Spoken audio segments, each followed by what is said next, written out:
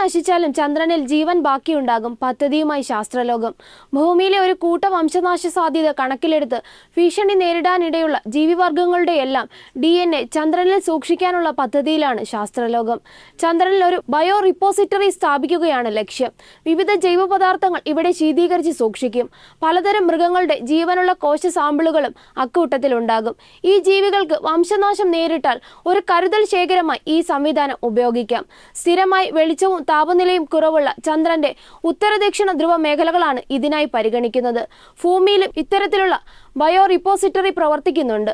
കരുതൽ സംരംഭക പദ്ധതിയാണ്. ചന്ദ്രനിലും അത്തരമൊന്ന് സ്ഥാപിക്കാനുള്ള പദ്ധതിയാണ്. ബയോസയൻസ് ഓക്സ്ഫോർഡ് അക്കാഡമി ജേണലാണ് ഈ ആശയം മുന്നോട്ട് വയ്ക്കുന്നത്.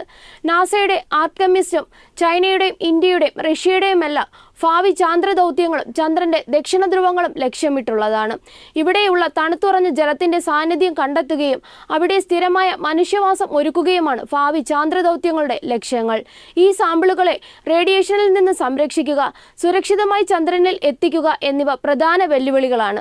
എന്നാൽ നോർവേയിലെ സ്വാൽബാർഡുകൾ പോലെയുള്ള ഭൂമിയിലെ ബയോ റിപ്പോസിറ്ററുകൾ ഇവിടുത്തെ സാഹചര്യങ്ങൾ നേരിടാനാകും വിധമാണ് തയ്യാറാക്കിയിട്ടുള്ളത്. -200 ഡിഗ്രിയോളം തണുപ്പുള്ള ചന്ദ്രന്റെ ധ്രുവമേഖലയിൽ താപനില നിലനിർത്തുന്നതിനായുള്ള ആവശ്യമായി വരില്ല.